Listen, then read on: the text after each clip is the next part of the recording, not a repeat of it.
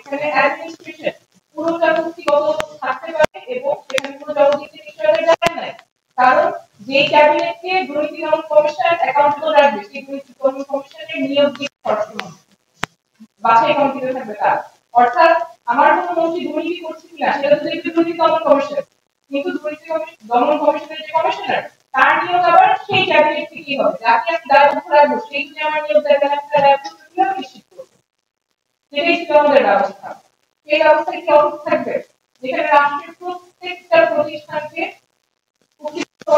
রাজনীতিকরণ করা যায় এবং যারা ক্ষমতায় আছেন, যারা ক্ষমতাসীন আছেন, রাজনীতিবিদরা যারা আছেন এবং রাজনীতির কাছাকাছি, পাওয়ারের কাছাকাছি যে মানুষগুলো আছেন, ব্যবসায়ী হতে পারে, মিডিয়া হতে পারে, যে ক্ষমতার একটা বলয় থাকে, তাদের পক্ষ হয়ে রাষ্ট্রের প্রতিষ্ঠানগুলো কাজ করবে। সেই ব্যবস্থায় কি আমরা থাকবো নাকি নতুন ব্যবস্থায় যাব যেখানে নতুন ব্যবস্থায় রাষ্ট্রের প্রতিষ্ঠানগুলো রাষ্ট্রের নাগরিকের হয়ে কাজ করবে?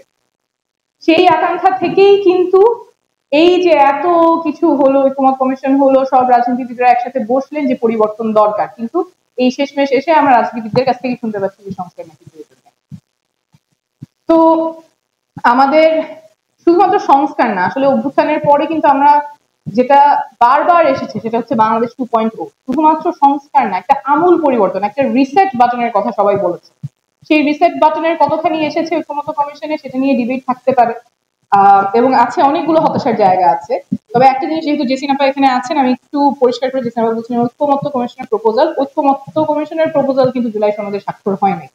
যেমন আর্টিকেল 70 নিয়ে হাউসে অনেকগুলো মতামত ছিল, বিভিন্ন রাজনৈতিক দলের বিভিন্ন ধরনের মতামত ছিল। কেউ কেউ চেয়েছিলেন, যেমন জাতীয় নাগরিক পার্টির পক্ষ থেকে আমরা চেয়েছিলাম যে আর্টিকেল 70 থাকবে না, যাতে যারা জনগণের প্রতিনিধিত্ব করবেন সংসদে, যারা জনগণের ভোটে নির্বাচিত হয়ে সংসদে যাবেন, তারা স্বাধীনভাবে ভোট দিতে পারবেন, তারা দলের পক্ষ হয়ে ভোট দিতে হবে।